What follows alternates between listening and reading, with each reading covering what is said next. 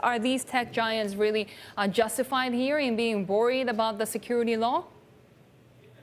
Yes, well, they certainly are, because the primary concern relates to the privacy of Hong Kong citizens and the elevated levels of surveillance and censorship that they and businesses based in Hong Kong can now expect to endure.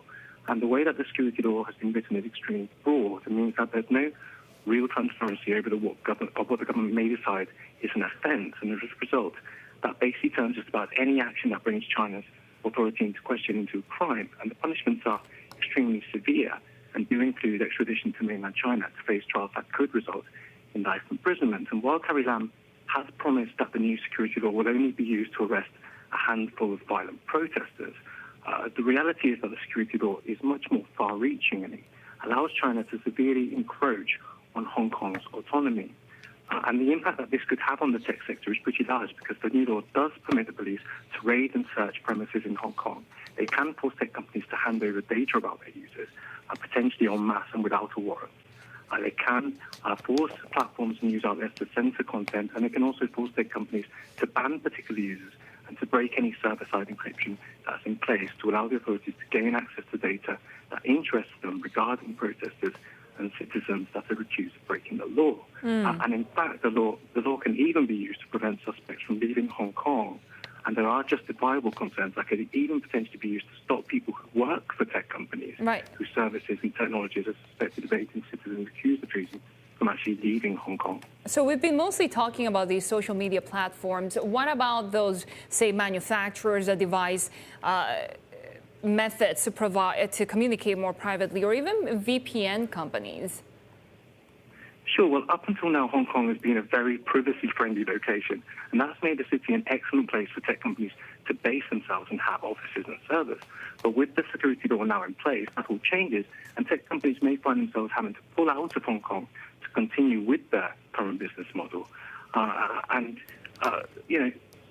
With VPN companies specifically, the security law creates the potential for Chinese authorities to demand access to all the data that passes through or is stored on Hong Kong servers. That could allow the government to turn those servers into a honeypot to track what those users are attempting to do in private. And this potentially puts zero-log VPNs in a tricky position, because they may need to shut down their Hong Kong operations to continue being able to promise privacy to those users. And on top of that, the Chinese government could decide that it wants to completely crack down on VPN use in Hong Kong, as it has in mainland China. And this could result in VPN IP addresses, websites, and apps being blocked in Hong Kong, which would leave VPN companies actually unable to provide their services to citizens. Ray, we've seen this week TikTok withdrawing its app from the Hong Kong App Store, right, being the first internet service to do so in reaction to the new national security law, given it's a platform that's quite popularly used by protesters. Can that be seen as a form of self-censorship in a way as well? And is this kind of demonstrative of these tech companies being stuck between either operating but within, the confines of whatever Beijing wants them to do, or just not being in that market altogether? Sure, that's a really, that's a really big question. And the problem for Hong Kong citizens is that actually, while it's good that companies are wanting to sort of show their support for Hong Kong and its autonomy, the reality is that this could lead to complete blackouts and complete censorship, just like they have in mainland China. And so that could have quite a chilling effect on Hong Kong, and could actually leave people without access to these important services that they've been accustomed to using. And the option may become to either, actually decide to continue providing those services, but with surveillance and with censorship, or to actually completely remove themselves from Hong Kong. And either way, for Hong Kong citizens, that's very much a lose-lose kind of situation. And it really does seem like the start of an extremely slippery slope for Hong Kong, in which it does soon begin to be brought into line with China and moulded in its image.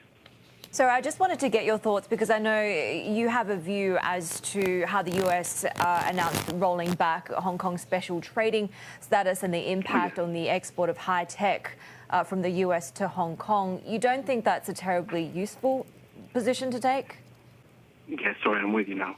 The thing with that is that obviously, not wanting, passing a bill that actually stops from financial institutions, banks and that sort of thing from working with any entities that actually help to violate Hong Kong's autonomy, that actually can, and actually stopping the export of tech goods to Hong Kong, that can actually have a really chilling effect on the companies themselves and the people working in them.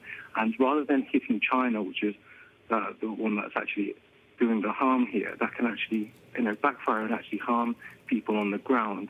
And so it isn't necessarily going to work, and it isn't necessarily the best thing to do. And so we need to consider carefully how this does affect Hong Kong and how we can best support them.